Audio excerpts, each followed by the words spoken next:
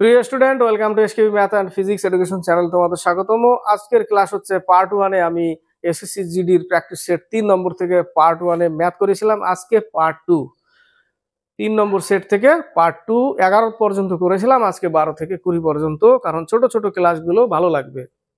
10 minute 11 মিনিটের class বোরিংও feel হবে না এবং অনেক কিছু জানতেও পারবে। ম্যাথ কিভাবে করে শুধু শিখলে হবে না, ম্যাথকে কিভাবে করবে সেটাই হচ্ছে সব থেকে বড় জিনিস পরীক্ষার হলে। তুমি ম্যাথ শিখেছো, কিন্তু অ্যাপ্লাই করাটা শিখতে হবে, যে তুমি পরীক্ষার হলে অ্যাপ্লাই করবে কিভাবে, কম সময়ে কত তাড়াতাড়ি। ঠিক আছে, তো শুরু করা যাক। 12 থেকে 14 তিনটে ম্যাথ আছে। দেখো 12 নম্বর ম্যাথ বলেছে, এক ব্যক্তি বার্ষিক 12.5% সরল সুদের হারে কিছু টাকা ধার করে একটি মোটরসাইকেল ক্রয় করেন। 4 বছর পর সুদ হিসাবে ব্যাংকে তিনি 1250 টাকা জমা দেন। ওই ব্যক্তি কত টাকা ধার করেছিলেন? পি টাকা ধার করেছিলেন। 12.5% মানে 25/200। হ্যাঁ, পার্সেন্টেজের জন্য 100 নিচে 25/200 ইন্টু 4 বছর। কত টাকা সুদ দিয়েছিলেন? সুদ দিয়েছিলেন 1250 টাকা। এই হচ্ছে সমীকরণ, বাস এটাকে করতে হবে। 8/200 ইন্টু 8/4, 4 দুগুণে 8, কত টাকা? 2500 টাকা। পি সমান সমান আবার বেরোলো 2500 টাকা ব্যাংক থেকে ধার করেছিলেন, তাই না? 2500 টাকা। দেখো, আগেই বলবো, পিএসসি ক্লার্কশিপ, মিসলেনিয়াস যারা পরীক্ষা দিয়েছে, ক্লার্কশিপে যারা পরীক্ষা দিয়েছে, আমিও তো দেখেছি অঙ্কগুলো। অনেকে বলেছিল দাদা ট্রিক্সে করান, শর্টে করান। আশা করি যারা ট্রিক্স শর্টের পিছনে দৌড়িয়েছে, ভেগেছে ওর পিছনে, চিটপাটাং হয়েছে শিওর। যদি কারো বেসিক নলেজ না থাকে, করতে পারেনি অঙ্ক, কারণ সবগুলোই ক্যালকুলেটিভ অঙ্ক। এক একটা অঙ্ক ছিল হয়তো ছোটখাটো, বাকি সম্পূর্ণ অঙ্ক তোমাকে নামাতে হবে। সেই ক্যাপাসিটি তোমার যদি না থাকে, তুমি অঙ্ক করতে পারবে না। শিক্ষা পেয়েছে পরীক্ষার হলে, অনেক সময় শিক্ষা পায় যে আমি শুধু ট্রিক্সের পিছনে ভাগবো। ট্রিক্স কারা ভাগে? আমার এক সাইড কমপ্লিট, আমার বেসিক কমপ্লিট, এবার আমার দরকার এই অঙ্কগুলো ট্রিক্স হয় কিনা, অল্প সময় হয় কিনা, তবেই না আমি ট্রিক্স খুঁজবো। এবার আমি কিছুই জানি না অঙ্কের গোড়ায়, আর আমি ট্রিক্সের পিছনে ভাগছি। এই পড়াশোনার ক্ষেত্রে আমি দেখেছি, কারণ আমি গ্রুপ করি, তো গ্রুপ স্টাডি আমার ছিল, এখনো চলছে। যারা ছোট থেকে ফাঁকি দিয়ে এসেছে, স্কুল লাইফে অঙ্ক শেখেনি, ভেগেছে, ভয় পেয়েছে, করবো না, কোনো রকমে টেনে টুনে পাস, যখন চাকরির পরীক্ষায় যায় তখন তারা কিন্তু সেই গোড়া থেকে অঙ্ক শিখে না। যে 6 থেকে আমি 10 পর্যন্ত আগে শিখে আসবো, এটুকু যতক্ষণ সময় লাগুক, 1 বছর লাগুক কোনো ব্যাপার না। তারপরে আমি কম্পিটিশনের অঙ্ক ধরবো, বা মাঝে মাঝে কম্পিটিশনের অঙ্ক ধরবো, ওইগুলো প্র্যাকটিস করার ফাঁকে ফাঁকে 6 থেকে 10 পর্যন্ত অঙ্কগুলো করবো, শিখবো। সেখানে তো বেসিক তাই না স্কুলে, তারপরে ওই ফাঁকে ফাঁকে আমি কম্পিটিশনের অঙ্কগুলো করব। এখনকার ছেলে পেলে কিন্তু অনেক আছে এরকম, ধরে না। তারা সরাসরি কি করে, কম্পিটিশনের লেভেলের ম্যাথ ধরে বসে, বাস মুখস্থর মতো করে ফেলে। এই অঙ্ক এইভাবে করতে হয়, এই অঙ্ক ওইভাবে করতে হয়, এই অঙ্ক পরীক্ষা হলে যায়, যদি সেরকম ঘোরানো পেছনে অঙ্ক দেয়, বাস চিটপাটাং গোল, এই অবস্থা হয়। কিন্তু ওখান থেকে শিখে আসে না। অবশ্যই দরকার ওখান থেকে, কারণ ফাঁকি মেরে আসছো ওই জায়গাটা, তোমাকে সেই জায়গাটা যেতে হবে, আবার সেখান থেকে আসতে হবে, তারপরে তুমি ধরো। আশা করি রেজাল্ট ভালো হবে, দেখবে রেজাল্ট ভালো হবে। 13 নম্বর অঙ্ক, একটি আয়তাকার মাঠের দৈর্ঘ্য প্রস্থের দ্বিগুণ। এই একটা আয়তাকার মাঠ, প্রস্থের দ্বিগুণ, প্রস্থ x হলে এটা হচ্ছে 2x, এবং এর ক্ষেত্রফল 338। তার মানে সরি 2x 3 লিখলাম কেন, 2x x² = 338। তাহলে 16 দুগুণে 32, 9 দুগুণে 18, মানে x = 13। 169 মানে বর্গমূল কত? 13 পেলাম। এবার হচ্ছে 13 দুগুণে 26, আর একটা হচ্ছে 13। এর পরিসীমা কত নির্ণয় করতে বলেছে, তাই না? কি নির্ণয় করতে বলেছে? পরিসীমা। তাহলে এটা করতে হবে, কত হবে? 29, 78।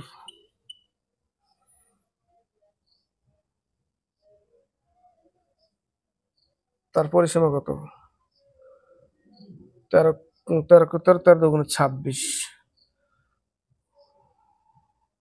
29, সরি 39, 39 এর ডবল 2 গুণ করলাম 78। এবার হচ্ছে 14 নম্বর। ওই জন্যই শিখে আসবে যারা কমজোরি, তারা অবশ্যই 6 থেকে 10 অব্দি যতদূর পারে, যতটুকু পারে সেটা করে আসতে হবে। সুজিত, কারণ ফাঁকি মেরে এসছে, যে ছোট থেকে স্কুল লাইফ ফাঁকি মেরেছে, টিউশনি ফাঁকি মেরেছে, অন্যের খাতা দেখে অঙ্ক করেছে, কি করলি রে কি করলি দেখি একটু দেখা, এই করে করে কোনো রকমে পাশ করে বেরিয়ে চলে আসছে বাস। আর এটাও নয় যে পরীক্ষার হলে মাধ্যমিকে ফার্স্ট ক্লাস স্টার পাওয়া ছাত্র গোল্লায় যেতে দেখেছি আমি অনেক, ফার্স্ট ডিভিশন ছাত্র, বিশাল মার্কস, সেই মার্কস কিছু নাই, তার মানে কি কিছু তো একটা ছিল পরীক্ষার হলে। এটাও হয়, এটাও দেখেছি। মার্কসের দিকে স্কুলের মার্কস আর কম্পিটিশন লেভেলের তুলনা করা যাবে না, আলাদা আলাদা, জমিন আর আসমান ফারাক হয়েছে। সুজিত, সুনিতা এবং রমেশ তিনজন মিলে একটি দোকানে যথাক্রমে 7182 টাকা বিনিয়োগ করে ব্যবসা শুরু করে। এক বছর শেষে মোট লাভ থেকে নিজেদের মধ্যে ভাগ করে। যদি সুনিতার লাভ থেকে 3600 টাকা পায় তবে মোট লাভের পরিমাণ কত? সরাসরি নিয়ে নিব আমি 27, 81, 72, এদের কত দিয়ে কাটবে? 3 9 27, 9 9 81, 8 9 72 নিয়ে নিলাম।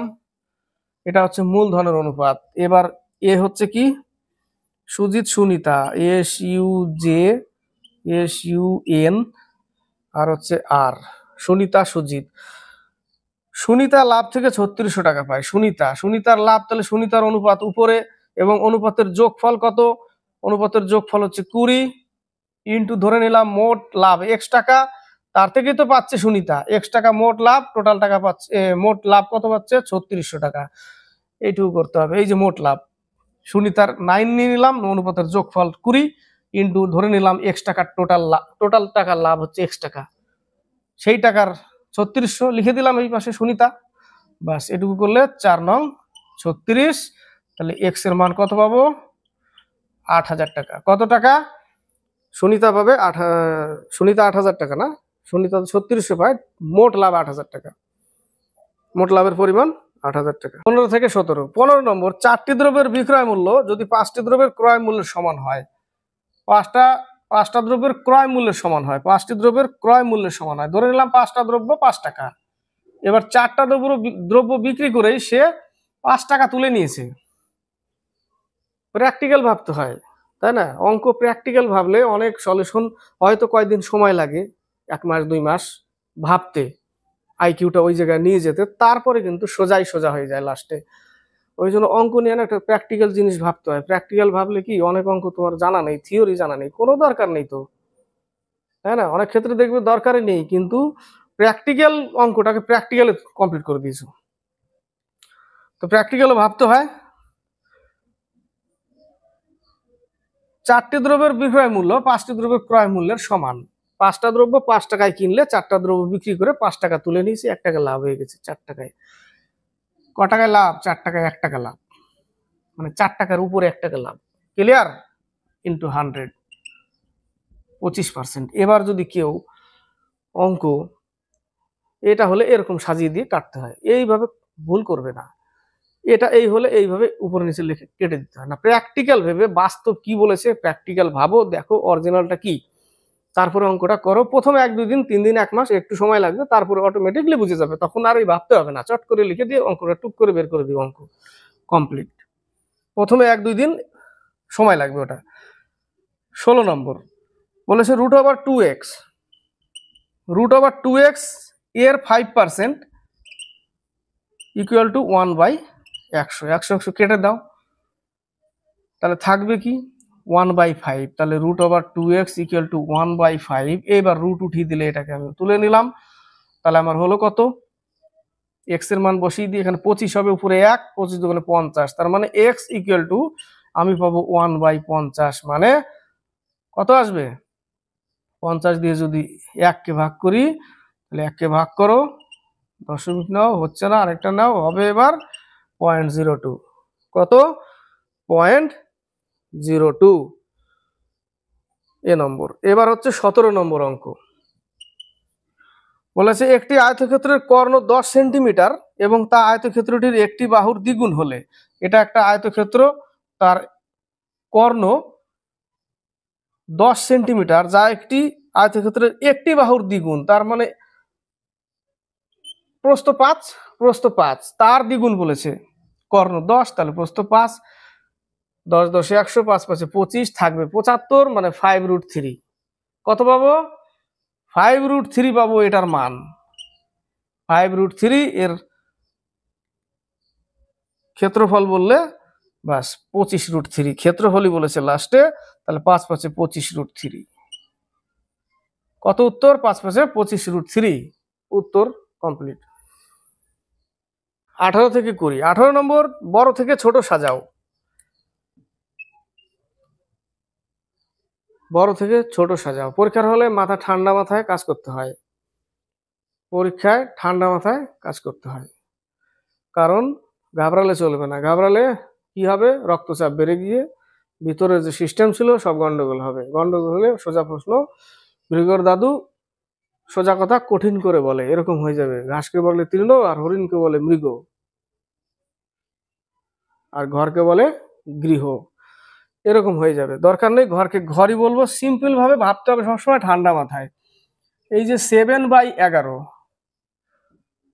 আর 16/20 আর হচ্ছে 21/22 বলেছে কি যে বড় থেকে ছোট সাজাও। এদের মধ্যে ডিফারেন্স কত? 4। এদের মধ্যেও 4, এর মধ্যে 3। এইটা বড় আছে, তাই না? ওটা অলরেডি বড় আছে, তাহলে এটা আমি এখানে লিখলাম 21/22 বড়টা লিখলাম। এবার পরের বড় কোনটা? পরের বড় এটা 20/16। তারপরে কোনটা? এটা। এই তো হয়ে গেল। এই দুটো সেম আছে, সেম থাকলেও তো এর লব আর হর বেশি না ওটার থেকে। তারপরে এটাই হবে, তারপরে এটা। অঙ্ক কমপ্লিট। এবার যদি এটাকে ভাগ করতে গিয়ে জটিল করে ফেলে, ভাগ করছে, পয়েন্টে আসছে, তো হয়ে গেছে। 21 16 7, 21 16 7 সি নম্বর অ্যান্সার, তাই না? 19 নম্বর, 9/4 এর পাওয়ার 3/2। 9/4 এর পাওয়ার 3/2 একেই ভাঙো। একে ভাঙলে 3/2 এর স্কোয়ার। এই স্কোয়ার এই পাওয়ারের সাথে আবার গুণ করো, 2 2 কেটে যাবে, তাহলে থাকবে 27/8। উত্তর কত? 27/8 এ নম্বর অ্যান্সার, তাই না? ক্লিয়ার? এবার হচ্ছে 20 নম্বর অঙ্ক। এ কিউব প্লাস বি কিউবের সূত্রে ফেলা আছে। A cube plus B cube by নিচে A square minus A B plus B square. এটাকে ভাঙলে এই লাইনটাই লিখবো উপরে, কিন্তু তার সাথে এ প্লাস বি শুধু হয়। তার মানে এটা ভাঙলে এইটুকু ইনটু এইটুকু লিখতে হয়। তাহলে এইটুকু এইটুকু কেটে যাবে, শুধু এইটুকু থাকবে। এইটুকুর মান কি লিখবো? এর মান হচ্ছে 8.73। 8.73। বির মান হচ্ছে 4.27। 13 অ্যান্সার। কত অ্যান্সার? যোগ করো, 13 হবে। উত্তর কত? 13। 20 নম্বর। তো শুধু জিডির না, আমি ক্লার্কশিপের আগেও শুরু করেছিলাম রেলের প্রিভিয়াস ইয়ারের অঙ্কগুলো, আবার শুরু করেছি, অলরেডি দিয়েও দিয়েছি আমি 53 সেট। সেখান থেকে 19-20টা অঙ্ক, ওই টাইপের অঙ্ক আসবে। আর অঙ্ক দেখো, এই অঙ্ক সেই অঙ্ক কিন্তু অতটা না, ঠিক আছে? তো তোমার বেশি ক্লিয়ার যদি থাকে কি না, এই অঙ্ক যদি করে দিতে পারো ঠিকঠাক, ওই অঙ্কগুলো পারবে, ঠিক আছে? তো অঙ্ক নিয়ে না আজকাল মনে হয় মানুষ অতটা ভয় পায় না। অঙ্ক নিয়ে আগে ভয় পেত, এখন কিন্তু মনে হয় আমার দিক থেকে অঙ্ক নিয়ে ভয় পায় না। বাকি যে কথোপকথন, এই হাবিজাবি সব দেয় কিনা, রিজনিং, এইগুলো জটিল জিনিস। রিজনিং এর তো আর কি বলবো, রিজনিং এর তো আর মা বাবা নেই, মানে নেগেটিভ দিক দিয়ে না, মানে জাস্ট কেমনই, কোনো রুলস নেই, কোন দিকে যাবে। আজকাল তো রিজনিং দিচ্ছে, কোনো একটা অ্যান্সার 2 টাইপেরই হচ্ছে, কোনোটা 60% ঠিক, কোনোটা তুমি যেটা করছো সেটা দেখা গেলো 30% ঠিক আছে, আরেকজন করে যে দিয়েছে তার সে বলছে না এটা 70% এইভাবে ঠিক হয়, ওই উত্তর ওটা নিয়ে নেবে। এরকমই দেখছি আমি। তো ক্লাস 3 নম্বর সেট কমপ্লিট করলাম, পার্ট 2 ম্যাথ। তো ক্লাসটি ভালো লাগলে লাইক শেয়ার অবশ্যই করবে, কমেন্ট করবে নতুন কেউ দেখলে। যদি কেউ জিডির জন্য খাটে, তার হাইট যদি থাকে, সে যদি চায় না জিডির জন্য যাব, এবার হাইট হয়েও ভাবছে আমার মধ্যে কোয়ালিটি নেই, আমি ওই চাকরি যাব না। আজকাল যদি চাকরি বাছাবাছি করো তাহলে কিন্তু মুশকিল। হ্যাঁ, অনেকে পছন্দ করে না, তার পারিবারিক অবস্থা ভালো থাকতে পারে, অনেকের ভালো নেই, সে ভাবছে ভাই আমার একটা চাকরি দরকার, মোক আগে চাকরি একটা লাগবে, তারপরে মই পরে ভাবি, এরকম ব্যাপার। তো ক্লাসটি ভালো লাগলে লাইক শেয়ার অবশ্যই করবে। পার্ট 2 শেষ করলাম। আর অঙ্ক প্র্যাকটিস করলে না, এটা প্র্যাকটিক্যাল অনেকটা ভাববে, প্র্যাকটিক্যাল। কারণ এই ক্লার্কশিপের পরীক্ষা দিয়ে অনেকে টের পেয়ে গেছে অঙ্কগুলো কোনটা ট্রিক্স এসেছিল, কতটি ট্রিক্স এসেছিল এতগুলো অঙ্কের মধ্যে, তাই না? যার বেসিক জ্ঞান ছিল সে কভার করতে পেরেছে হয়তো। বাকি দিক সব কারেন্ট অ্যাফেয়ার্স বলে গাদা গাদা। প্রথমের দিকে ভালো দিয়েছিল, পরের দিকে আমার প্রিয় স্টুডেন্টরাই বললো দাদা পরের সেটগুলো খুবই টাফ, কোথার থেকে যে কি দিয়েছে। তো যাই হোক, ঘাবড়ালে চলবে না, সামনে আরো যেগুলো আসবে সেগুলোর দিকে ফোকাস দিতে হবে, এবং জবান সে নিকলা হুয়া তীর নিশানা पे लगना चाहिए।